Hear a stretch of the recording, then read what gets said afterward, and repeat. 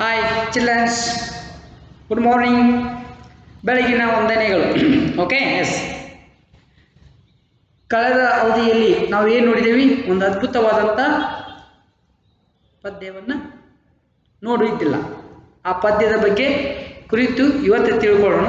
ಹಿಂದಿನ ಅವಧಿಯಲ್ಲಿ ಆ ಪದ್ಯ ಬರೆದ ಕವಿಯ ವಿಚಾರಧಾರೆಗಳನ್ನು, ಅವರ ಪರಿಚಯಗಳನ್ನು, ಅವರ ಯಾವ ಕೃತಿಗಳು, ಯಾವ ಪ್ರಶಸ್ತಿಗಳು ಅನ್ನೋದನ್ನು ನೋಡಿದ್ದೇವೆ. ಜೊತೆಗೆ ಪದಗಳ ಅರ್ಥವನ್ನು ಕೂಡ ನಾವು ನೋಡಿದ್ದಾಗಿತ್ತು. ಹೌದಾ? ನೋಡಿದ್ದೇವೆ. ಯಾವುದು ಪದ್ಯ ಅಂದರೆ ಹೇಳಿ ನೋಡೋಣ. ಯಾವುದು? ಭರತ ಭೂಮಿ ನನ್ನ ತಾಯಿ. ಯಾವುದು? ಭರತ ಭೂಮಿ ನನ್ನ ತಾಯಿ. ಭೂಮಿ ನನ್ನ ತಾಯಿ ಎಂಬ ಒಂದು ಸುಂದರ ಕವನವನ್ನು ಅಲ್ಲ ಇದನ್ನು ಬರೆದಂಥ ಕವಿ ಯಾರು? ರಾಷ್ಟ್ರ ಕವಿ ಕುವೆಂಪು. ಕನ್ನಡ ಸಾಹಿತ್ಯದಲ್ಲಿ ಅತ್ಯುತ್ತಮವಾದಂಥ ಸಾಹಿತಿ, ನಮ್ಮ ಕನ್ನಡ ಸಾಹಿತ್ಯವನ್ನು ಶ್ರೀಮಂತಗೊಳಿಸಿದಂಥ ಮಹಾನ್ ಚೇತನ ಅಂದರೆ ನಮ್ಮ ರಾಷ್ಟ್ರ ಕವಿ ಕುವೆಂಪು ಅವ್ರ ಬಗ್ಗೆ ಹೇಳ್ತಾರೆ. ಹೌದಾ? ಇವರು ಕುವೆಂಪು ಎಲ್ಲಿ ಹುಟ್ಟಿದರು ಅಂತ ಹೇಳಿದ್ದೇವೆ. ಅವರು ಯಾವ ಪ್ರಶಸ್ತಿಗಳನ್ನು ತಗೊಂಡಿದ್ದೀವಿ ಅಂತ ಹಿಂದಾಗಿದೆ. ಹಲವಾರು ಕಥೆಗಳು, ಕಾದಂಬರಿಗಳನ್ನು ಬರೆದಿದ್ದಾರೆ. ಬೆರಳಿಗೆ ಕೊರಳು, ಸುರ್ದುಪಿ, ಜಲಗಾರ ಇವು ನಾಟಕಗಳನ್ನು ಬರೆದಿದ್ದಾರೆ. ಕೃತಿಗಳು ಚಂದ್ರಮಂತಕ್ಕೆ ಭಾಚಕೋರಿ, ನವಿಲು, ಪಕ್ಷಿಕಾಸಿ ಕವನ ಸಂಕಲನಗಳು. ಅವರ ಶ್ರೀರಾಮಾಯಣ ದರ್ಶನ ಕೃತಿಗೆ ಜ್ಞಾನಪೀಠ ಪ್ರಶಸ್ತಿ ಕೂಡ ಲಭಿಸಿದೆ ಅಂತ ಕಳೆದ ಅವಧಿಯಲ್ಲಿ ನಾವು ನೋಡಿದಾಗಿದೆ. ಓಕೆ, ನೆನಪು ಬರ್ಲಿಕ್ಕಂತ. ಎಸ್, ರಾಷ್ಟ್ರಕವಿ ಕುವೆಂಪು ಅವರು ಬರೆದಂಥ ಭರತ ಭೂಮಿ ನನ್ನ ತಾಯಿ ಎಂಬ ಅದ್ಭುತ ಗೀತೆ. ಈ ಪಾಠವನ್ನು ಏನು ಮಾಡಿದರು ಅವರು? ಕುವೆಂಪು ಅವರು ಭಾರತಾಂಬೆಯನ್ನು ಹೆತ್ತ ತಾಯಿಯ ಹೇಗೆ ಪೂಜಿಸ್ತೇವೆ ಆ ರೀತಿ ಅಭಿಮಾನದಿಂದ, ಪ್ರೀತಿಯಿಂದ ಭಾರತ ಮಾತೆಯನ್ನು, ಭಾರತ ದೇಶದ ಅಭಿಮಾನ ಇಟ್ಕೊಂಡು ಪದ್ಯವನ್ನು ಬರೆದಿದ್ದಾರೆ. ಅದಕ್ಕೆ ಹೇಳ್ತಾರೆ ಏನಂತ? ಹೆತ್ತ ತಾಯಿ ಹೊತ್ತ ಭೂಮಿ ಸ್ವರ್ಗಕ್ಕಿಂತಲೂ ಮಿಗಿಲು. ನೋಡ್ರಿ, ಹೆತ್ತ ತಾಯಿ ಹೊತ್ತ ಭೂಮಿ. ಹೆತ್ತ ತಾಯಿ ಅಂದರೆ ನಮ್ಮ ತಾಯಿ, ನಮ್ಮ ಹಿಡಿದವರು. ಹೊತ್ತ ಭೂಮಿ, ಈ ಭೂಮಿ, ಭಾರತ ಭೂಮಿ, ಇವೆಲ್ಲ ಸ್ವರ್ಗಕ್ಕಿಂತಲೂ ಮಿಗಿಲು. ಎಂಥ ಅದ್ಭುತ ಮಾತು. ಅದಕ್ಕೆ ಇಲ್ಲಿ ಮಕ್ಕಳನ್ನು ತಾಯಿ ಹೇಗೆ ಸಾಕಿ ಸಲುತ್ತಾಳೆ, ಆ ಭಾರತ ಮಾತೆ ಹೇಗೆ ತನ್ನ ಮಕ್ಕಳನ್ನು ಸಲಿತಾಳೆ ಅಂತ ತಾಯಿಗೆ ನಾವು ಯಾವ ರೀತಿಯಾಗಿ ಇರಬೇಕು, ನಮ್ಮ ಭಾರತ ದೇಶ ಪ್ರಕೃತಿ ಸೌಂದರ್ಯ ಹೆಂಗೆ ಅದ ಅನ್ನೋದನ್ನು ಭಾರತದ ದೇಶದ ಕುರಿತು ಅಂದರೆ ಭಾರತಾಂಬೆ ಅಂದರೆ ಇಲ್ಲಿ ಭಾರತ ದೇಶದ ರಕ್ಷಣೆ ಮಾಡ್ತಕ್ಕಂಥ ನಮ್ಮ ಭಾರತಾಂಬೆ ಹೆಂಗೈತಿ ನಮ್ಮ ದೇಶ, ಅದಕ್ಕೆ ಅಭಿಮಾನ ಇಟ್ಕೊಂಡು ಈ ಕವನವನ್ನು ಬರೆದಿದ್ದಾರೆ. ಆ ಕವನವನ್ನು ಈಗ ನೋಡೋಣ. Okay, yes. Page number 17 open ಮಾಡಿ. ಎಷ್ಟು? Page number 17. ಓಕೆ, ಓಪನ್ ಮಾಡಿ. Open your textbook. Okay, ಸರಿ.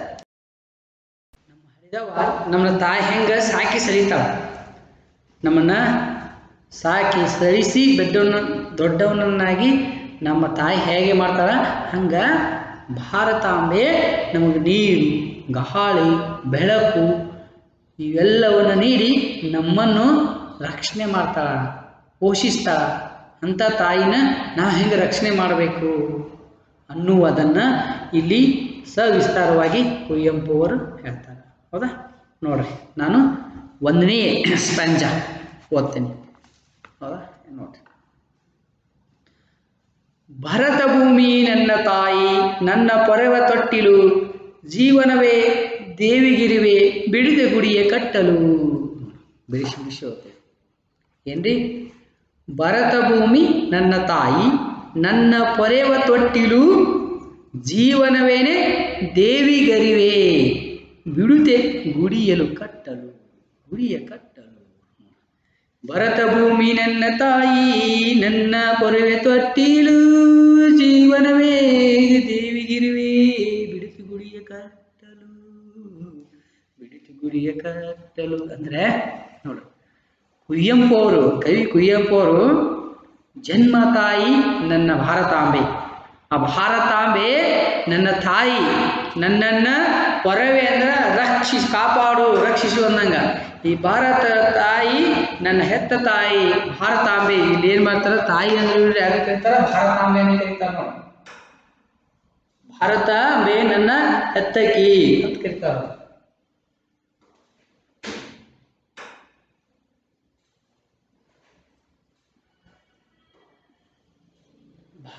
ಭಾರತಾಂಬೆ ನನ್ನ ತಾಯಿ. ನೋಡಿ ಏನು ಹೇಳ್ತಾರೆ, ಭರತ ಭೂಮಿ ನನ್ನ ತಾಯಿ, ನನ್ನ ಪೊರೆವ ತೊಟ್ಟಿಲು, ಜೀವನವೇ ದೇವಿಗರಿವೆ, ಬಿಡುತ್ತೆ ಗುಡಿಯ ಕಟ್ಟಲು. ಈ ತಾಯಿ ನಮ್ಮನ್ನು ಸಾಕಿ ಸಹಿಯುತ್ತಾಳೆ. ಯಾರು? ಭಾರತ ಮಾತೆ. ಭಾರತ ಮಾತೆ ನಮ್ಮನ್ನೆಲ್ಲರನ್ನೂ ಈ ಭೂಮಿಯ ಮೇಲಿರ್ತಕ್ಕಂಥ ಎಲ್ಲ ಜನರನ್ನು ಹತ್ತು ಸಾಕಿ ಸಲುಹುವಳು, ರಕ್ಷಿಸುವಳು, ಕಾಪಾಡುವಳು ಯಾರು? ಭಾರತಾಂಬೆ. ನಮ್ಮ ಭಾರತ ಮಾತೆಯೇ ಆ ತಾಯಿಯನ್ನು ಇಲ್ಲಿ ಏನು ಮಾಡ್ತಾರ? ಹೆತ್ತ ತಾಯಿ ಅಂತೇಳಿ ಬಣ್ಣಿಸ್ತಾ ಇದ್ದಾರೆ. ಅಂತ ನಮ್ಮನ್ನೆಲ್ಲ ಈ ಭಾರತಾಂಬೆ ಹತ್ತಿಕೊಂಡು ನಮ್ಮನ್ನೆಲ್ಲ ಏನು ಮಾಡ್ತಾಳೆ? ಸಾಕಿ ಸಲ್ಲುತ್ತಿದ್ದಾಳ. ಇವರಿಗೆ ನನ್ನ ಜೀವನವೇ ದಾರಿ ಎರೆಯುತ್ತೇನೆ. ಇಂಥ ಭಾರತಾಂಬೆಗೆ, ಇಂಥ ನನ್ನ ತಾಯಿಗೆ ನಮ್ಮ ಹೊತ್ತು ಸಾಕಿ ಸಲ್ಲುತ್ತಾಳಲ್ಲ, ಇಂಥ ತಾಯಿಗೆ ನನ್ನ ಜೀವನ ದಾರಿ ಎರೆಯುತ್ತೇನೆ. ಭಾರತಾಂಬೆಯ ಗುಡಿಯನ್ನು ನನ್ನ ಮನಸ್ಸಿನಲ್ಲಿ ಕಟ್ಟಲು ನಾನು ಸದಾ ಸಿದ್ಧನಾಗಿದ್ದೇನೆ ಎಂದು ಕವಿ ಹೇಳ್ತಾನೆ. ಮೊನ್ನೆ 4 ಸಾಲಿನಲ್ಲಿ ಅರ್ಥ ಎಷ್ಟು ಗರ್ಭಿತವಾಗಿದೆ ಅಂದ್ರೆ, ಭಾರತ ಮಾತೆ ನನ್ನ ತಾಯಿ, ನನಗೆ ಜನ್ಮ ನೀಡಿದ ತಾಯಿ ಭಾರತಾಂಬೆ. ಇಂಥ ಭಾರತಾಂಬೆ, ಇಂಥ ಪುಣ್ಯ ನೆಲದ ಭೂಮಿಯಲ್ಲಿ ನಾವು ಹುಟ್ಟಿದೇವಿ, ಇಂಥ ಮಣ್ಣಲ್ಲಿ ಹುಟ್ಟಿದಕ್ಕೆ ನಾವು ಪುಣ್ಯವಂತರು. ಅಂತ ಮಾತೆಯೇ ನಮ್ಮನ್ನು ಹತ್ತಿಕೊಂಡು ಸಾಕಿ ಸಲಿತಾಗಿ ಗಾಳಿ ಬೆಳಕು ನೀರು ಎಲ್ಲವನ್ನು ಕೊಟ್ಟು ನಮ್ಮನ್ನು ರಕ್ಷಣೆ ಮಾಡುವಂಥ ತಾಯಿ ಭಾರತಾಂಬೆ. ಇಂಥ ಭಾರತಾಂಬೆಗೆ ನನ್ನ ಜೀವನವಿರುವವರೆಗೂ ನನ್ನ ಜೀವನವನ್ನೇ ದೇವರಿಗೆ ಅರ್ಪಿಸ್ತೀನಿ. ಆ ಭಾರತಾಂಬೆಗೆ ಆ ಸರ್ವಸ್ವವನ್ನು ದಾರಿ ಎರಿತೀನಿ ಅಂದ್ರೆ ಕೊಡ್ತೀನಿ. ಅಂತ ತಾಯಿಗೆ ನಾನು ಸದಾ ಚಿರಋಣಿಯಾಗಿರ್ತೀನಿ. ನನ್ನ ಜೀವನ ಆಕೆ ದಾರಿ ಎರಿತೀನಿ ಭಾರತಾಂಬೆಗೆ. ಯಾಕೆ? ನಮಗೆ 10 ಜನ್ಮ ನೀಡಿ ನಮ್ಮನ್ನು ಪೋಷಿಸಿ ರಕ್ಷಿಸುವಂಥ ತಾಯಿ ಭಾರತಾಂಬೆ. ಅಂತ ತಾಯಿಗೆ ನನ್ನ ಜೀವನ ದಾರಿ ಎರೆಯುತ್ತೀನಿ, ಸದಾ ಸಿದ್ಧನಾಗಿರುತ್ತೇನೆ ಅಂತ ಹೇಳ್ತಾರೆ ನೋಡಿ. ಮತ್ತು ನನ್ನ ಈ ಗುಡಿಯಲ್ಲಿ, ನನ್ನ ದೇಹದ ಎದೆಯಲ್ಲಿ ಆ ಭಾರತಾಂಬೆಗೆ ನನ್ನ ಮನಸ್ಸಿನಲ್ಲಿ ಗುಡಿ ಕಟ್ಟಲು ನಾನು ಸದಾ ಸಿದ್ಧನಾಗಿದ್ದೇನೆ ಅಂತ ಕವಿ ಏನು ಮಾಡ್ತಾರೆ ಇಲ್ಲಿ ಹೇಳಿದ್ದಾರೆ, ಬಣ್ಣಿಸ್ತಾರ. ಯಾರು? ಕುವೆಂಪು ಅವರು. ಎಷ್ಟು ಅದ್ಭುತ ಹೇಳ್ತಾರೆ ನೋಡ್ರಿ. ಒಂದೇ ಬೇರ, ಭಾರತ ಭೂಮಿ ನನ್ನ ತಾಯಿ, ನನ್ನ ಪೊರೆಯುವ ತೊಟ್ಟಿಲು, ಜೀವನವೇ ದೇವಿಗರಿವೆ, ಬಿಡಿತು ಗುಡಿಯ ಕಟ್ಟಲು. ಭಾರತಾಂಬೆ ನಮ್ಮೆಲ್ಲ ಹೊತ್ತು ಸಾಕಿ ಸಲಿಯೋಳು. ಇವಳಿಗೆ ನನ್ನ ಜೀವನನ್ನ ದಾರಿ ಎರಿತೀನಿ. ನನ್ನ ಮನಸ್ಸಿನಲ್ಲಿ ಈ ದೇವಿಗೆ ನಾವೊಂದು ಗುಡಿ ಕಟ್ಟಲು ನಾನು ಸದಾ ಕಾತುರನಾಗಿದ್ದೇನೆ, ಸಿದ್ಧನಾಗಿದ್ದೇನೆ ಅಂತ ಕವಿ ಹೇಳ್ತಾರೆ. ಈ ಮೊದಲನೇ ಪ್ಯಾರದ ಅರ್ಥ ಹೆಂಗೈತಿ ಇಷ್ಟೈತಿ, ಹೌದಾ? ಅದ್ಭುತ ಸಾಲುಗಳು. ಭಾರತ ನೋಡಿ, ಕವಿ ಏನು ಮಾಡ್ತಾರ, ನಮ್ಮನ್ನು ಸಾಕಿ ಸಲಿಯುವಂಥ ನಮ್ಮ ತಾಯಿ ಹಾಗೆ ಭಾರತಾಂಬೆಯು ನಮ್ಮನ್ನು ಹೊತ್ತು ನಮಗೆ ಗಾಳಿ, ಸುಂದರವಾದಂಥ ಬೆಳಕು, ಗಾಳಿ, ನೀರು, ಅನ್ನವನ್ನು ಕೊಟ್ಟು ನಮ್ಮನ್ನು ಸಾಕಿ ಸಲಿಯೋಳು ಭಾರತಾಂಬೆ. ಇಂಥ ಭಾರತಾಂಬೆಯ ಮಕ್ಕಳಾಗಿ ನಾವು ಆಕಿನ ರಕ್ಷಣೆ ಮಾಡಲು ನಾವು ಸದಾ ಸಿದ್ಧ. ಹಾಗೂ ನಾವು ಆ ಭಾರತಾಂಬೆಗೆ ನನ್ನ ಜೀವನವನ್ನು ದಾರಿ ಎರೆಯಲು ನಾನು ರೆಡಿ ಇದ್ದೀನಿ. ಅಂಥ ಮಾತೆಗೆ ನನ್ನ ಮನಸ್ಸಿನಲ್ಲಿ ಸುಂದರ ಗುಡಿ ಕಟ್ಟಲು ನಾನು ಸದಾ ಸಿದ್ಧನಾಗಿದ್ದೇನೆ ಅಂತ ಕವಿ ಹೇಳ್ತಾನೆ. ಮೊನ್ನೆ ಪ್ಯಾರದ ಎರಡನೇ ಪ್ಯಾರ ಓದ್ತೀನಿ ನೋಡ್ರಿ. ಓಕೆ, ಇದವ್ರ ಟೆಕ್ಸ್ಟ್ ಬುಕ್ ಅದು ತಗೊಳ್ಳಿಕತ್ತೈತೆ. ಕುವೆಂಪು ಅವರ ಪದ್ಯ ಹೇಳಿಕತ್ತೀನಿ, ಭಾರತ ಭೂಮಿ ನನ್ನ ತಾಯಿ ಅಂತ ಅದ್ಭುತ ಪದ್ಯವನ್ನು ಓದ್ತೀನಿ ನೋಡ್ರಿ. ಎರಡನೇ ಪ್ಯಾರ, ತೂಹಿನ ಗಿರಿಯ ಸಿರಿಯ ಮುಡಿಯ, ಹಿರಿಯ ಕಡಲು ತೊಳೆಯುವ ಅಡಿಯ, ಪೈರು ಪಚ್ಚೆ ಪಸರು ನಡಿಯ, ಭರತ ಭೂಮಿ ನನ್ನ ತಾಯಿ, ನನ್ನ ಪೊರೆವೆ ತೊಟ್ಟಿಲು, ಜೀವನವೇ ದೇವಿಗೆ ಎರಿಯುವೆ, ಬಿಡಿತು ಗುಡಿಯ ಕಟ್ಟಲು. ಓಕೆ, ನೋಡ್ಕೋರಿ ಪದ್ಯಗಳು ಓದುವೊಳಗೆ ಎಲ್ಲಿ ಅಕ್ಷರಗಳನ್ನ ಹೇಗೆ ಓದಬೇಕಂತ. ತುಹಿನ ಗಿರಿಯ ಸಿರಿಯ ಮುಡಿಯ, ಹಿರಿಯ ಕಡಲು ತೊಳೆಯುವ ಅಡಿಯ, ಪೈರು ಪಚ್ಚೆ ಪಸರು ನುಡಿಯ, ಭರತ ಭೂಮಿ ನನ್ನ ತಾಯಿ, ನನ್ನ ಪೊರೆಯುವೆ ತೊಟ್ಟಿಲು, ಜೀವನವೇ ದೇವಿಗೆರೆಯುವೆ ಬಿಡಿತು ಗುಡಿಯ ಕಟ್ಟಲು. ಅಂದ್ರ ತುಹಿನಗಿರಿಯ ಸಿರಿಯ ಮುಡಿಯು. ತುಹಿನ ಅಂದ್ರ ನಮ್ಮ ಭಾರತ ದೇಶ ತುದಿಯಲ್ಲಿದೆ. ಏನಿದೆ? ಹಿಮ ಪರ್ವತಗಳು. ಹೌದಾ? ನೋಡಿ, ನಮ್ಮ ಭಾರತದ ತುತ್ತ ತುದಿಯಲ್ಲಿ ಏನಿದಾವೆ? ಹೌದಾ? ಇದು ಭಾರತ. ಓಕೆ, ಇದು ಭಾರತ ಅಂತ ಹೇಳಿ ತಿಳ್ಕೊಬೇಕು. ಓಕೆ, ನಮ್ಮ ಭಾರತದ ಸಿರೆವಾಗಿ ಕಳಿಸಿದಂಗ. ಹೌದಾ? ಈ ತುದಿಯಲ್ಲಿ ಏನಿದಾವು? ಹಿಮಾಲಯ ಪರ್ವತಗಳು. ಆ ಹಿಮಾಲಯ ಪರ್ವತಗಳಿಂದ ನಮ್ಮದು ಭಾರತ ಆವರಿಸಿತಿ. ಅದಕ್ಕೆ ಹೇಳ್ತಾರೆ ಏನು? ತುಹಿನ ಗಿರಿಯ ಸಿರಿಯ ಮುಡಿ. ಗಿರಿ ಅಂದ್ರೆ ಪರ್ವತ, ಅಂದ್ರ ಭಾರತದ ತುದಿ ಹಿಮಾಲಯ ಸುಂದರ ಪರ್ವತಗಳಿಂದ ಆವರಿಸಿದೆ, ಹರಡಿಕೊಂಡಿದೆ, ಹಬ್ಬಿಕೊಂಡಿದೆ. ಹೌದಾ? ಕಡಲಗಳು ಅವಳ ಪಾದಗಳನ್ನು ತೊಳೆಯುತ್ತಿದೆ. ನೋಡಿ, ಹಿರಿಯ ಕಡಲ ತೊಳೆಯುವ ಅರಿ ಅಂದ್ರ ಆ ಭಾರತಾಂಬೆ ತುತ್ತ ತುದಿಯಲ್ಲಿ ಏನಾಗಿದ್ದೇವೆ? ಭಾರತಾಂಬೆಯ ಮುಡಿಯು. ಮುಡಿ ಅಂದ್ರ ಶಿಖರ. ಆ ಮುಡಿಯು ಹಿಮ ಪರ್ವತಗಳಿಂದ ಆವರಿಸಿದೆ ಅಂತ ಹೇಳ್ತಾರೆ. ಚಿತ್ರದ ನೋಡ್ತಾರೆ ಕಾಂತಲ್ಲ, ಭಾರತ ಮಾತೆ ಏನಾಗಿದೆ? ಇದು ಮುಡಿ ತುದಿ ಯಾವುದರಿಂದ ಆವರಿಸಿಕೊಂಡಿದೆ? ನಮ್ಮ ಭಾರತದ ತುದಿ ಭಾರತಾಂಬೆಯ ಭಾರತ ದೇಶ ಆಗಲಿ ಹಿಮಾಲಯ ಪರ್ವತಗಳಿಂದ ಆವರಿಸಿದೆ. ಕಡಲು ಅವಳ ಪಾದಗಳನ್ನು ತೊಳೆಯುತ್ತಿದೆ. ತೆಳಗ ಕಡಲಗಳು, ಇಲ್ಲಿ ಪಾದಗಳು ಏನಾಗಿದ್ದಾವೆ? ಸಮುದ್ರಗಳು. ಕಡಲನ್ನು ಸಮುದ್ರ, ಕಡಲು ಅಂತ ಕರಿತೀವಿ ನಾವು, ಸಮುದ್ರ. ಓಕೆ, ಕಡಲು ಅಂದ್ರೆ ಸಮುದ್ರ. ಸಮುದ್ರಗಳು ನಮ್ಮ ಭಾರತಾಂಬೆಯ ಪಾದವನ್ನು ಏನ್ ಮಾಡಕತ್ತಾವು? ತುಳಿಕತ್ತಾವ. ಮುಡಿ ಅಂದ್ರೆ ತುದಿ, ಮೇಲೆ ಶಿಖರ. ಆ ಭಾರತ ದೇಶದ ಭಾರತಾಂಬೆಯ ಮುಡಿ ಸುಂದರವಾದಂಥ ಹಿಮಾಲಯ ಪರ್ವತಗಳದವು. ಕೆಳಗಡೆ ಆಕಿನ ಕಾಲುಗಳನ್ನು ಸಮುದ್ರಗಳು ತೊಳೆದು ಸ್ವಚ್ಛ ಮಾಡ್ತಾ ಇದ್ದೇವೆ ಅಂತ ಹೇಳ್ತಾ ಇದ್ದಾರೆ. ಭಾರತಾಂಬೆನ ಹೆಂಗೆ ಬನಿಸ್ಲಿಕ್ಕತ್ತಾರ ಅವರು? ಕುವೆಂಪು ಅವರು. ತುಹಿನ ಗಿರಿಯ ಸಿರಿಯ ಮುಡಿ, ಹಿರಿಯ ಕಡಲು ತೊಳೆಯುವ ಅಡಿಯ. ಭಾರತಾಂಬೆಯ ಮುಡಿ. ಮುಡಿ ಅಂದ್ರೆ ಭಾರತಾಂಬೆಯ ತಲೆಯ ಶಿಖರವೆಲ್ಲ ಹಿಮಾಲಯ ಪರ್ವತಗಳಿಂದ ಆವರಿಸಿದ್ರೆ ತೆಳಗಡೆ ಪಾದಗಳು ಸಮುದ್ರಗಳು ಕಾಲುಗಳನ್ನು ತೊಳೆಯುತ್ತಿದ್ದೇವೆ, ತೊಳೆದಂತಿದೆ ಅಂತ.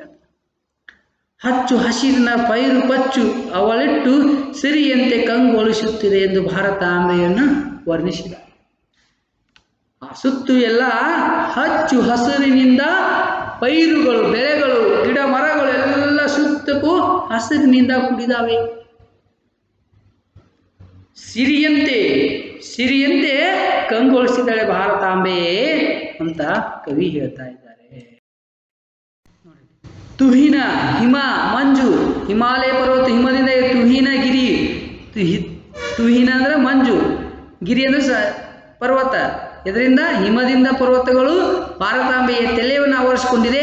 ಕಾಲಗಳನ್ನು ಸಮುದ್ರಗಳು ತೊಳೆಯಕತ್ತಿದೆ. ಅದೇ ರೀತಿಯಾಗಿ ಸುತ್ತಲೂ ಹಚ್ಚು ಹಸಿರಿನ ಪರಿಸರದ ಇದೆ. ಪೈರು ಅಂದರೆ ಬೆಳೆಗಳದಾವು. ಸುಂದರವಾದಂತಹ ಹಸಿರಿನಿಂದ ಕೂಡಿದ ಬೆಳೆಗಳು ಕಾಣಕತ್ತಾವು ಅಂಥೇಳಿ ಅವಳ ಹೆಂಗೆ ಕಾಣ್ತಾಳಪ್ಪ ಅಂದ್ರೆ ಸಿರಿಯನ್ನುಂಟು. ಭಾರತಾಂಬೆ ಸುಂದರವಾಗಿ ಅಲಂಕೃತಳಾಗಿ ಕಣ್ಣಿಗೆ ಕಾಣಕತ್ತಿದ್ದಾಳೆ ಅಂತ ಭಾರತ ಮಾತೆಯನ್ನ, ಭಾರತಾಂಬೆಯನ್ನ ಏನ್ ಮಾಡಾತಾರೆ ಇಲ್ಲಿ ಕವಿ ವರ್ಣನೆ ಮಾಡಾಕ, ವರ್ಣಿಸ್ಲಿಕ್ಕತ್ತಾನ. ಯಾರು? ರಾಷ್ಟ್ರಕವಿ ಕುವೆಂಪು. ಅಂದ್ರೇನು ಅರ್ಥ ಆಗುತ್ತೆ? ಏನಪ್ಪ? ಭಾರತ ಮುಕುಟ ಹಿಮಾಲಯ ಪರ್ವತಗಳಿಂದ ತಲೆ ಆವರಿಸಿದೆ ಭಾರತಾಂಬೆ. ತೆಳಗಡೆ ಸುಂದರವಾದಂಥ ಕಾಲುಗಳನ್ನು ಸಮುದ್ರ ತೊಳಿಕತ್ತವು. ಸುತ್ತಲೂ ಹಸೂರಿನಿಂದ ಬೆಳೆಗಳು ಅದಾವು, ಪರಿಸರ ಐತಿ. ಜೊತೆಗೆ ಭಾರತಾಂಬೆ ಸುಂದರವಾಗಿ ಸಿರಿಯಂತೆ ಕಾಣಕತ್ತಾಳ ಅಂತ ವರ್ಣನೆ ಮಾಡ್ತಾರ ಕುವೆಂಪು ಅವರು ಭಾರತ ಮಾತೆಯನ್ನು.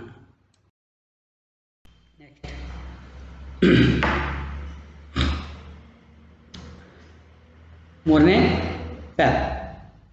ಎರಡನೇ ಪ್ಯಾರದ್ದು ಭಾವಾರ್ಥ ಮುಗಿತು. ಎಷ್ಟು ಪ್ಯಾರ ನೋಡಿದ್ವಿ? ಎರಡು ಪ್ಯಾರ. ಎರಡು ಪ್ಯಾರದ ಅರ್ಥ ಇಷ್ಟೇ. ಇನ್ನೊಮ್ಮೆ ರಿವಿಷನ್ ಮಾಡ್ತೀನಿ ನೋಡ್ರಿ. ಎರಡು ಪ್ಯಾರದ ಭಾವಾರ್ಥಗಳನ್ನು ಲಕ್ಷ್ಯ ಕೊಟ್ಟು ಕೇಳ್ರಿ, ಅವ್ರ ಮೈಂಡ್ನಲ್ಲಿ ಇರ್ರಿ. ಓಕೆ, ಏನಂದರೆ ಭಾರತಾಂಬೆಯನ್ನು ಕವಿ ತನ್ನ ತಾಯಿ ಹೋಲಿಸಿ ಭಾರತಾಂಬೆಯನ್ನು ಇಲ್ಲಿ ವರ್ಣನೆ ಮಾಡತ್ತಾರ. ಭಾರತಾಂಬೆ ಅಭಿಮಾನದಿಂದ ಅವ್ರು ಏನು ಹೇಳಕತ್ತಾರೆ, ನನ್ನ ತಾಯಿ, ನಂಗೆ ಜನ್ಮ ನೀಡುವ ತಾಯಿ, ಇವಳು ನಮ್ಮನ್ನು ಹೊತ್ತು ಸಾಕಿ ಸೆಳೆಯುವಂಥ ತಾಯಿ, ಇವಳಿಗಾಗಿ ನನ್ನ ಜೀವನವನ್ನೇ ದಾರಿ ಇರುತ್ತೇನೆ. ನನ್ನ ಮನಸ್ಸಿನಲ್ಲಿ ಒಂದು ಸುಂದರ ಗುರಿಯನ್ನು ಕಟ್ಟಲು ನಾನು ಸದಾ ಸಿದ್ಧನಾಗಿದ್ದೇನೆ. ಭಾರತಾಂಬೆಯ ನುಡಿ, ಭಾರತಾಂಬೆಯ ತಲೆಯು ಹಿಮಾಲಯ ಪರ್ವತಗಳಿಂದ ಆವರಿಸಿದೆ. ಕಾಲುಗಳನ್ನು ಸಮುದ್ರಗಳು ತೊಳೆದಂತಾಗ್ತಾ ಇದೆ.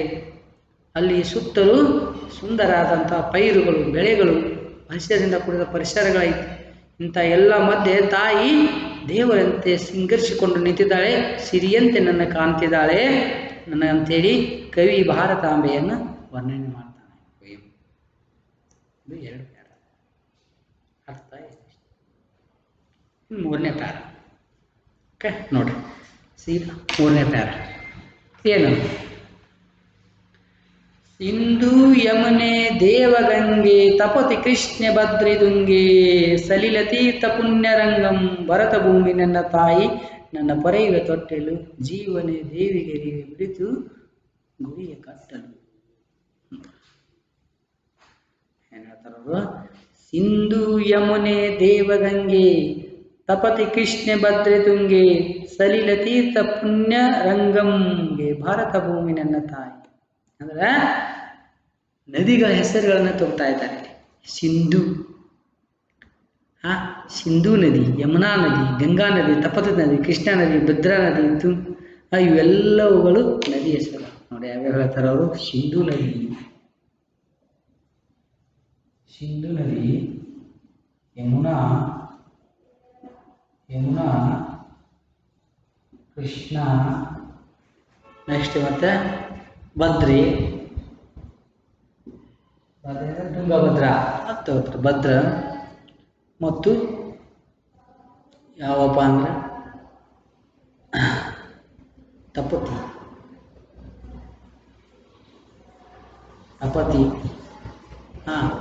ಸಲೀಲ, ಎಲ್ಲ ನದಿಗಳ ಹೆಸರು. ಭಾರತದ ಪುಣ್ಯಭೂಮಿಯಾಗಿರ್ತಕ್ಕಂಥ ಗಂಗಾ ನದಿ, ಯಮುನಾ ನದಿ, ಕೃಷ್ಣಾ ನದಿ ಇವೆಲ್ಲ ನಮ್ಮ ಭಾರತ ದೇಶದ ಪುಣ್ಯ ನದಿಗಳು. ಹೌದಾ? ಅವಾಗ ಹೇಳ್ತಿದ್ರು ಗಂಗಾ ಸ್ಥಾನ ತುಂಗಾ ಪಾನ ಅಂದರೆ ಎಷ್ಟು ಅದ್ಭುತವಾಗಿದೆ. ತುಂಗಾ ನದಿ ನಮ್ಮ ಆಸ್ಪತ್ರೆ ಅಂತ ಇದೆ. ಹಾಗೇನು ಹೇಳ್ತಾರವರು ನೋಡಿ, ಸಿಂಧು ಯಮುನೆ ದೇವಗಂಗೆ ತಪತಿ ಕೃಷ್ಣ ಭದ್ರೆ ತುಂಗೆ ಸಲಿಲ ತೀರ್ಥ ಪುಣ್ಯರಂಗ ಭರತ ಭೂಮಿ ನನ್ನ ತಾಯಿ. ಅಂದ್ರೆ ಗಂಗಾ ನದಿ, ಯಮುನಾ ನದಿ, ಕೃಷ್ಣಾ ನದಿ, ತುಂಗಭದ್ರಾ ನದಿ, ತಪತಿ ನದಿಗಳು ಕೇವಲ ನದಿಗಳಲ್ಲವು, ಅವುಗಳು ಪುಣ್ಯ ತೀರ್ಥಕ್ಕೆ ಸಮಾನವಾದವು, ಪುಣ್ಯವನ್ನು ನೀಡುವಂಥ ನದಿಗಳು. ಅಂತ ನದಿಗಳು ನಮ್ಮ ಭಾರತದ ಮಡಿಲಲ್ಲದವು, ಭಾರತಾಂಬೆಯ ಮಡಿಲಲ್ಲದವು ಅಂತ ಹೆಮ್ಮೆಯ ಅಭಿಮಾನದಿಂದ ಕವಿ ಹೇಳ್ತಾರ. ಅಂದ್ರೆ ಸಿಂಧೂ ನದಿ, ಗಂಗಾ ನದಿ, ಹೌದಾ? ಗಂಗಾ ನದಿ, ಗಂಗೆ ಅಂತ ಹೇಳ್ತಾರೆ, ಗಂಗಾ ನದಿ. ಅದೇನು ಹೇಳ್ತಾರೆ? ಸಿಂಧು ಯಮುನೆ ದೇವಗಂಗೆ. ದೇವಗಂಗೆ, ಗಂಗಾ ನದಿಯನ್ನು ದೇವರಿಗೆ ಹೋಲಿಸ್ತಾರೆ. ಅದಕ್ಕೆ ಹೇಳ್ತಾರ, ಗಂಗಾ ನದಿ ಎಲ್ಲಿ ಹಿಂದೆ ಯಾವುದೇ ರೋಗದಿದ್ದ ಮನುಷ್ಯ ಮುಳುಗಿದ್ದಪ್ಪ ಅಂದ್ರೆ ಒಂದು ರೋಗ ರುಜಿನಗಳು ಆರಾಮ ಆಗ್ತಿದ್ದವು, ಪುಣ್ಯ ಬರ್ತಿದ್ದು ಅಂತ ಹೇಳ್ತಾರೆ. ಗಂಗಾ ಸ್ನಾನ ಮಾಡೋದು. ತುಂಗಾಪಾನ, ತುಂಗಭದ್ರ ನದಿಯ ನೀರನ್ನು ಕುಡಿದ್ರೆ ಔಷಧಿ ಗುಣಗಳಿರ್ತಾವೆ, ನಮ್ಮ ರೋಗ ರುಜಿನ ಬರೋದಿಲ್ಲ, ಪುಣ್ಯ ಬರುತ್ತೆ, ನಮ್ಮ ಪಾಪ ಪರಿಹಾರ ಆಗ್ತಾವೆ ಅಂತ ಒಂದು ಪ್ರತೀತಿ. ಅದಕ್ಕೆ ಅಂಥ ಗಂಗಾ ನದಿ, ಸಿಂಧೂ ನದಿ, ಯಮುನಾ ನದಿ, ತುಂಗಭದ್ರಾ ನದಿ, ತಪತಿ ನದಿ ಇವೆಲ್ಲ ನಮ್ಮ ಭಾರತಾಂಬೆಯ ಮಡಿಲಲ್ಲಿ. ಇವೆಲ್ಲ ಎದಕ್ಕೆ ಸಮಾನ? ತೀರ್ಥಕ್ಕೆ, ಪುಣ್ಯ ತೀರ್ಥಕ್ಕೆ. ಪುಣ್ಯ ಅವುಗಳನ್ನು, ಆ ನದಿಯ ನೀರನ್ನು ಕುಡಿಬೇಕಾದ್ರೆ ಪುಣ್ಯವಂತ ಮಾಡಬೇಕು. ಅಂಥ ಪುಣ್ಯ ನದಿಗಳು ನಮ್ಮ ಭಾರತಾಂಬೆಯ ಮಡಿಲಲ್ಲಿ ಅದಾವು ನೋಡಿ. ಆ ನದಿಗಳನ್ನು ಎಲ್ಲಿ ಹೋಲಿಸ್ತಾರೆ ಅವರು? ಅದ್ಭುತ ಪುಣ್ಯ ತೀರ್ಥಕ್ಕೆ ಹೋಲಿಸ್ತಾರೆ. ಅದೇ ನಮ್ಮ ದೇಶ, ಇದೇ ನಮ್ಮ ಭಾರತ, ಇದೇ ನನ್ನ ಭಾರತಾಂಬೆ. ಏನು ನೋಡ್ರಿ, ಅರ್ಥ ಆಗ್ಲಿದ್ದ ಮೂರನೇ ಪ್ಯಾರ ಇಷ್ಟೇ. ಇಷ್ಟು ನದಿಗಳು ಎದಕ್ಕೆ ಸಮನಾಗಿದೆವು? ಪುಣ್ಯ ತೀರ್ಥಕ್ಕೆ ಸಮನಾಗಿದೆವು. ಪುಣ್ಯ ನದಿಗಳು ಎಲ್ಲ ಮನುಷ್ಯನಲ್ಲಿ ಇರ್ತಕ್ಕಂಥ ಕಶ್ಮಲಗಳನ್ನು, ದೋಷಗಳನ್ನು, ಪಾಪಗಳನ್ನು ಪರಿಹಾರ ಮಾಡಿ ಪುಣ್ಯ ನೀಡುವಂತಹ ಪುಣ್ಯ ನದಿಗಳು, ತೀರ್ಥ ನದಿಗಳು, ಇವೆಲ್ಲ ಅದ್ಭುತ ನದಿಗಳು ಅನ್ನುವ ಅರ್ಥವನ್ನು ಇಲ್ಲಿ ಏನ್ ಮಾಡ್ತಾರಪ್ಪ ಅಂತಂದ್ರೆ ಕೊಡ್ತಾ ಇದ್ದಾರೆ. ಅರ್ಥ ಆಗ್ತತೆ ನೋಡಿ. ಏನು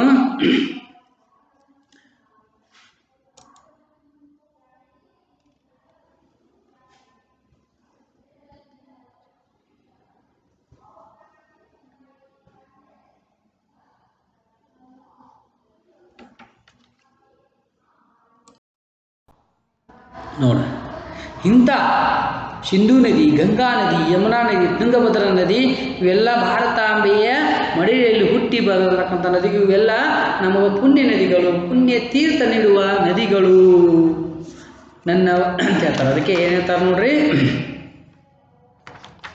ಸಿಂಧು ಯಮುನೆ ದೇವಗಂಗೆ ತಪತಿ ಕೃಷ್ಣ ಭದ್ರೆ ತುಂಗೆ ಶೈಲ ತೀರ್ಥ ಪುಣ್ಯರಂಗೆ ಭರತ ಭೂಮಿ ನನ್ನ ತಾಯಿ ನನ್ನ ಪರಿವ ತೊಟ್ಟಿಲು ಜೀವನವೇ ದೇವಿಗರಿವು ಬಿಡಿತು ಗುಡಿಯ ಕಟ್ಟಲು. ಅಂದರೆ ಜೀವನವೇನೆ ದೇವಿಗರಿವು ಅಂದರೆ ಸಮರ್ಪಣ ಭಾವ. ಇವೆಲ್ಲಗಳನ್ನ ನದಿಗಳು ಏನಾಗಿದ್ದಾವೆ? ಭಾರತಾಂಬೆಗೆ ಪುಣ್ಯ ತೀರ್ಥಗಳಾಗಿ ಪರಿವರ್ತಿವೆ. ಇಂಥ ನನ್ನ ಭರತ ಭೂಮಿ, ಇಂಥ ನನ್ನ ದೇಶ. ಹಾಗಾಗಿ ಇಂಥ ಪುಣ್ಯ ನದಿಗಳನ್ನು ನಮ್ಮ ಭಾರತಾಂಬೆ ಮಡಲಲ್ಲಿ ಇಟ್ಟುಕೊಂಡ ಉದ್ದೇಶಕ್ಕಾಗಿ ನನಗೆ ಭಾರತಾಂಬೆ ಮೇಲೆ ಮತ್ತಷ್ಟು ಪ್ರೀತಿ ಅಭಿಮಾನಗಳು ಬರ್ತೈತಿ. ಅದಕ್ಕೆ ಈ ನನ್ನನ್ನು ರಕ್ಷಣೆ ಮಾಡುವಂಥ ತಾಯಿ. ಹಾಗಾಗಿ ಈಕೆ ನಾನು ಸದಾ ಈಕೆ ನನ್ನ ಮನಸ್ಸಿನಲ್ಲಿ ಒಂದು ಗುಡಿ ಕಟ್ಟಲು ನಾನು ಸಿದ್ಧನಾಗಿದ್ದೇನೆ, ಸದಾ ಸಿದ್ಧನಾಗಿದ್ದೇನೆ. ನಾನು ಏನಾಗಿದ್ದೇನೆ ಅಂತ ತಾಯಿಗಾಗಿ ನನ್ನ ಸರ್ವ ಸಮರ್ಪಣಾ ಭಾವವನ್ನು ಅರ್ಪಿಸಿ, ದೇವರಿಗೆ ಅರ್ಪಿಸಿ ನಾನು ಸುಂದರವಂತ ಗುಡಿ ಕಟ್ಟಲು ನನ್ನ ಮನಸ್ಸಿನಲ್ಲಿ ಸಿದ್ಧನಾಗಿದ್ದೇನೆ. ಯಾಕೆ? ಇಂಥ ನದಿಗಳನ್ನು ಜನ್ಮ ನೀಡಿದಂಥ ತಾಯಿ ಪುಣ್ಯ ನದಿಗಳ, ಆ ನದಿಯ ನೀರು ತೀರ್ಥಗಳಾಗಿ, ಪುಣ್ಯದ ತೀರ್ಥಗಳಾಗಿ ನಮ್ಮ ಪಾಪ ಪರಿಹಾರಗಳನ್ನು ಮಾಡುವಂಥ ನದಿ ಸೃಷ್ಟಿಕರ್ತ ತಾಯಿ ಭಾರತಾಂಬೆ. ಹೀಗಾಗಿ ಆ ಭಾರತಾಂಬೆಯ ಹಾಗೆ ನಾನು ಇಡೀ ಜೀವನವನ್ನೇ ಧಾರೆ ಎರಿತೀನಿ. ಅಂಥ ಭಾರತ ಮಾತೆಗೆ ನನ್ನ ಮನಸ್ಸಿನಲ್ಲಿ ಒಂದು ಸುಂದರ ಗುಡಿ ಕಟ್ಟಲು ನಾನು ಸಿದ್ಧನಾಗಿದ್ದೇನೆ. ನನ್ನ ಸಮರ್ಪಣ ಭಾವನೆಯನ್ನು, ನನ್ನ ಈ ಸರ್ವಸ್ವವನ್ನು, ನನ್ನ ಜೀವನವನ್ನು ನಾನು ಅರ್ಪಿಸಲಿಕ್ಕೆ ಸಿದ್ಧ ಆಗಿದ್ದೇನೆ ಅಂತ ಕವಿ ವರ್ಣನೆ ಮಾಡ್ತಾರೆ ಭಾರತಾಂಬೆಯ ಕುರಿತು. ಅರ್ಥಗಳಿರುತ್ತೆ ವಿದ್ಯಾರ್ಥಿಗಳು. ನೋಡುವ ಅದ್ಭುತ ಒಂದು ಗುಡಿ, ಹೌದಾ? ಮೂರನೇ ಪ್ಯಾರಾದ ಏನು ಇನ್ನೊಮ್ಮೆ ನಮ್ಮ ಆಡು ಭಾಷೆಯಲ್ಲಿ ಹೇಳ್ತೀನಿ ಕೇಳ್ರಿ. ಗಂಗಾ, ತಪತಿ, ಕೃಷ್ಣಾ ನದಿ, ಭದ್ರಾ, ತುಂಗಭದ್ರಾ ನದಿ ಇವು ಕೇವಲ ನದಿಗಳಲ್ಲ, ಅವುಗಳು ಪುಣ್ಯ ತೀರ್ಥಕ್ಕೆ ಸಮಾನವಾದವು ಎಂದು ಇಲ್ಲಿ ಏನು ಮಾಡಿದ್ರಪ್ಪ ಅಂದ್ರೆ ಕವಿ ವರ್ಣನೆ ಮಾಡ್ಯಾರ ನದಿಗಳ ಬಗ್ಗೆ. ಇಂಥವು ನಮ್ಮ ದೇಶದಲ್ಲಿ ಭಾರತಾಂಬೆಯೇ ಮಡಿಲಲ್ಲಿ ಇರೋವು. ಹೀಗಾಗಿ ಇಂಥ ಪುಣ್ಯ ನದಿಗಳನ್ನು ನಮಗೆ ಜೀವನ ಆಧಾರಕ್ಕೆ ನೀಡಿ ಪುಣ್ಯದ ತೀರ್ಥ ನದಿಗಳಾಗಿ ಹೊರಹೊಮ್ಮಿದವಲ್ಲ ಅಂತ ನೀಡಿದ್ದಕ್ಕಾಗಿ ಆ ತಾಯಿಗೆ ನಾನು ಏನು ಮಾಡ್ತೀನಿ? ನನ್ನ ಸರ್ವಸ್ವವನ್ನು ಅರ್ಪಿಸುತ್ತೇನೆ. ಮನಸ್ಸಿನಲ್ಲಿ ಒಂದು ಸುಂದರ ಗುಡಿ ಕಟ್ಟಲು ನಾನು ಸಿದ್ಧನಾಗಿದ್ದೇನೆ ಅನ್ನುವ ಅಭಿಮಾನದ ಪ್ರೀತಿಯ ಅಂತರಾಳದ ಭಾವನೆಯನ್ನು ಕುವೆಂಪು ಅವರು ಹೊರ ಹಾಕ್ಬಿಟ್ಟಾರ. ಎದ್ರ ಬಗ್ಗೆ? ಭಾರತಾಂಬೆಯ ವರ್ಣನೆ ಮಾಡ್ತಾ ಇದ್ದಾರೆ. ನೋಡು ಎಷ್ಟು ಚಂದ ಭಾರತಾಂಬೆಯನ್ನು ವರ್ಣನೆ ಮಾಡ್ತಿದ್ದಾರೆ ಅವರು. ಅಷ್ಟು ಅಭಿಮಾನ ಪ್ರೀತಿ ಇರಬೇಕು ಭಾರತಾಂಬೆ ಮೇಲೆ. ಇದಕ್ಕೆ ಹೇಳ್ತಾರೆ, ಭಾರತಾಂಬೆ ನನ್ನ ಹೆತ್ತ ತಾಯಿ, ಅಂತ ತಾಯಿಗೆ ಸದಾ ಗುಡಿ ಕಟ್ಟಲು ಸಿದ್ಧನಾಗಿದ್ದೇನೆ. ಎಲ್ಲಿ? ನನ್ನ ಮನಸ್ಸಿನಲ್ಲಿ ಅಂತರಾಳದಲ್ಲಿ ಸುಂದರ ಗುಡಿ ಕಟ್ಟಿ ಭಾರತಾಂಬೆಗೆ ನನ್ನ ಜೀವನವನ್ನು ಅರ್ಪಿಸಲು ನಾನು ಸಿದ್ಧನಾಗಿದ್ದೇನೆ. ಸಮರ್ಪಣ ಭಾವವನ್ನು ಭಾರತಾಂಬೆಗೆ ಅರ್ಪಿಸ್ಕೊಂಡಿದ್ದೀನಿ. ಯಾಕೆ? ಆಕೆ ನಾನು ಹೊತ್ತು ಹೆತ್ತು ಸಾಕಿ ನಿಮ್ಮನ್ನು ಪೋಷಿಸುವಂತಕಿ, ರಕ್ಷಣೆ ಮಾಡುವಂತಕಿ ನಮ್ಮ ತಾಯಿ ಭಾರತಾಂಬೆ. ಇಂಥ ಪುಣ್ಯ ನದಿಗಳನ್ನು ಹುಟ್ಟಿಸಿ ಅವು ಪುಣ್ಯ ತೀರ್ಥ ನದಿಗಳಾಗಿ ನಮಗೆ ನೀಡಿದಾಳಲ್ಲ, ಅದಕ್ಕೆ ಆ ಅಭಿಮಾನದಿಂದ ನನ್ನ ತಾಯಿಗಾಗಿ ನಾನು ಏನು ಮಾಡಕ್ಕೆ ಸಿದ್ಧಾಗಿನಿ?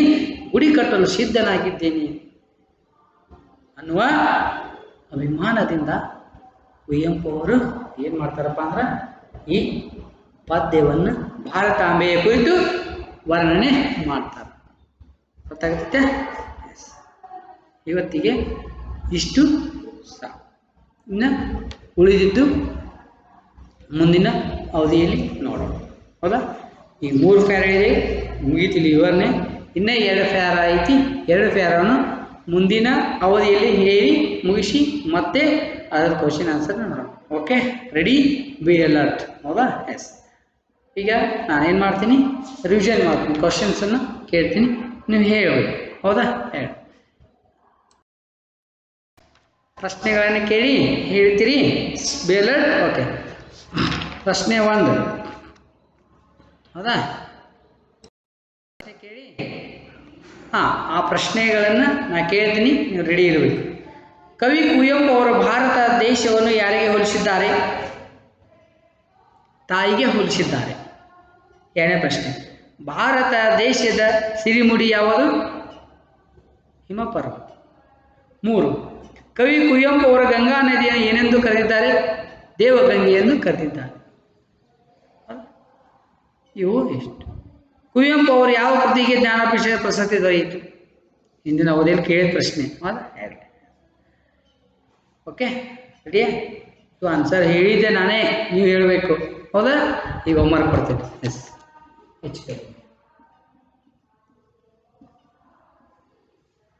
ಏನು ಮಾಡ್ತೀನಿ? HW ನಾನು 3 ಪ್ಯಾರ ಹೇಳಿದಲ್ಲಿ. ಈಗ ಎಷ್ಟು ಹೇಳಿನಿ? 3 ಪ್ಯಾರ.